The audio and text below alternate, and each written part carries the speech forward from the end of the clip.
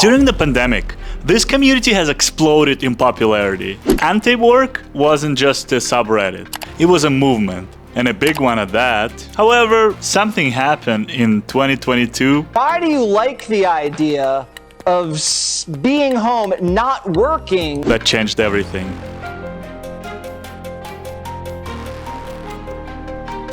In this video, I want to talk about the united front of workers and their dreams shattered, all within a span of a month, by one interview. And you know which one I'm talking about. Yeah, so there's some misconceptions about the movement. The infamous now Doreen Ford and the Fox interviewer. I remember this video circulating a lot, and one of the first videos I've ever made on my YouTube channel was actually talking about it as well. It was a simple rant I posted while playing League of Legends, and all of a sudden I had hundreds and thousands of viewers leaving comments on my video. I was incredibly confused. But what exactly happened? What has put out the fire that was burning inside millions of people on that fateful day? Let's take a look.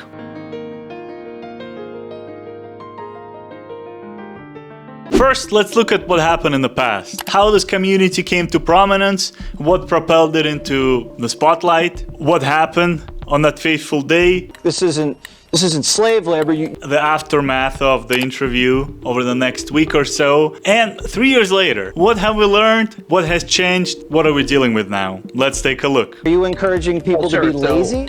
For the longest time, the Antiwork subreddit has been a niche anarchist community. However, around about the pandemic start, it has changed everything.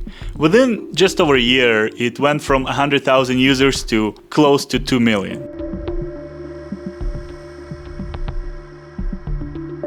This meteoric rise has made it one of the fastest growing non-default subreddits. It was simply a testament to the Great Resignation era that followed. Very interestingly, unlike most other subreddits, it wasn't just a place for complaints and discussion. They actually have proposed some serious changes. Examples of this are Blackout Black Friday, consumer boycotts, and the famous Kellogg incident. If you don't know what I'm talking about, stay tuned, I'll get into it in just a second. If you remember, Kellogg's has a strike and they wanted to hire some people to work in their factories while the actual factory employees were striking. And what happened is hundreds of thousands of applications flooded their system from this community, essentially stopping everything in their tracks. The HR people simply couldn't tell which application was real and which wasn't. Its influence was such that even Goldman Sachs cited the movement as potential force in labor force participation. There was a sense that the movement was becoming a significant force, going as far as bridging the divide among the political spectrum. The labor rights were at its strongest in a long time, until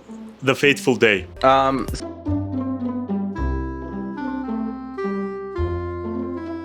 So to summarize, it's a community that grew too fast, too big. Like a candle in the wind, it's very easy for it to burn bright, but burn too quickly. Trajectory of the movement was irrevocably altered on January 25th, 2022. Thank you so much. We gotta run.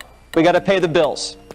On that day, Doreen Ford was set to debate Jesse Walters. Doreen Ford, a longtime Reddit moderator, and Jesse Walters, a famous, and to some infamous, Fox News host. What's your problem with the United States absorbing Canada? Despite having really valid merits, it was hard to stand behind this choice of a person. The most famous soundbite is probably "laziness is a virtue in a society where people constantly expect you to be productive, 24/7.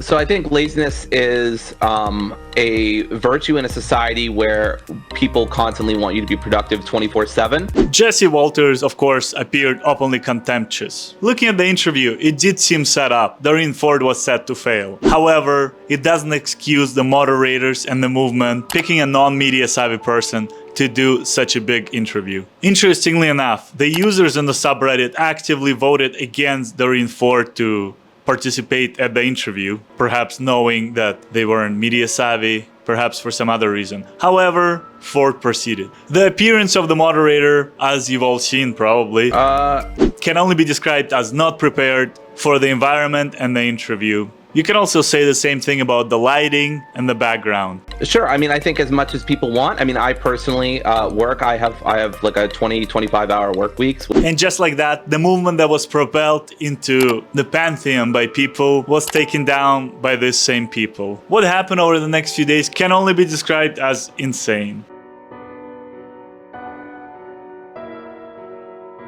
The reaction was overwhelming and immediately negative, and not just from the subreddit, but from people all over. It's one of those videos that really went viral, and not all of a sudden your grandma knew who Doreen Ford was. Of course, it's generally accepted that Fox News simply portrayed this movement as very lazy, airheaded, entitled, all this stuff, thanks to this interview. This interview really helped settle this image and this message into the heads of their viewers. The internal chaos itself was immense as well. The subreddit went private on January 26, 2022, the day after the interview, to figure things out. First of all, Doreen Ford has been removed as a moderator. On top of that, there was another subreddit created, which was called Work Reform, and over 400,000 people have joined it within a day, just to try to separate themselves from the anti-work movement. Activity on anti-work subreddit has gone down measurably based on the number of posts, reposts, and upvotes, as well as comments. The funniest thing that the users of the community, the users of the subreddit, have mentioned that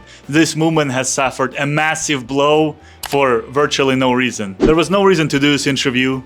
There was no need to pick this specific person to perform or to represent the movement. So they're absolutely correct. This enormous blowout, one of the biggest that I've witnessed in social media history, all happened because a couple people couldn't check their egos. This is absolutely insane.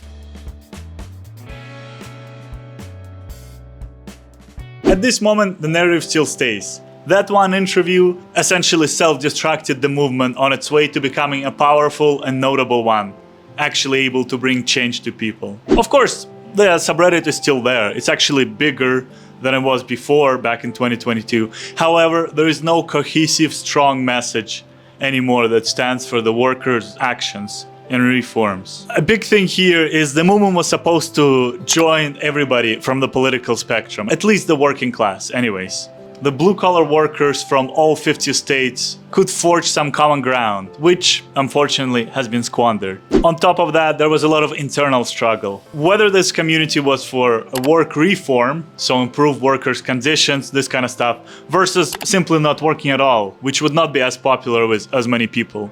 So these ideological questions also essentially divided the subreddit into two, which made it even more challenging. If you summarize this in 2025, it's very interesting. It went from a movement that had real workers behind it to essentially a laughingstock for a little bit there after the interview, to some community just being there in the background on the outskirts of everything. Despite having close to 3 million users, it doesn't feel like there is any powder, any fire left behind it. You see people complaining about their bosses or working conditions. There are very few people left who are discussing actual work reforms. They're still there. But once again, this day-to-day stuff of work complaints has taken over the bigger ideas. And that's essentially the death of the community and the movement.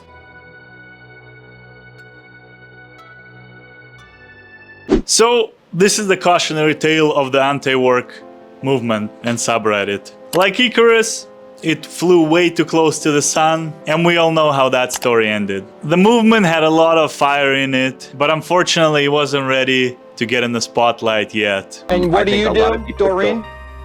I'm a dog walker. Happened way too early. It's very interesting to see how a decentralized, leaderless online community can suffer such a devastating loss after a single event. The interview was set up.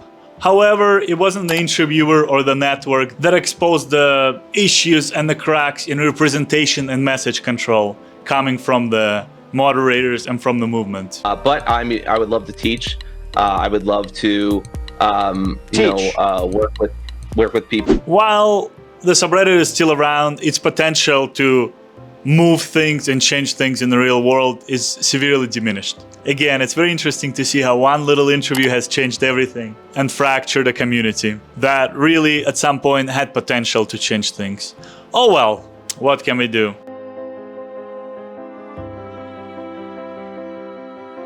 Anyways, guys, thank you for watching. I really appreciate this. If you like the video, give me a thumbs up. Subscribe to the channel. What do you think about this whole situation? Was Doreen Ford in the wrong here for trying to represent the community? Sure, I'm 30. Is it Jesse Walters' fault for being too ruthless and contemptuous in the interview? Thank you so much. We got to run. We got to pay the bills. And not giving Ford a chance to explain things the way they seen them? We want to still put in effort, we want to put in labor, but we don't want to necessarily be in a position where we feel trapped. Let me know down in the comments below. Thank you for watching and have a great day. Take care.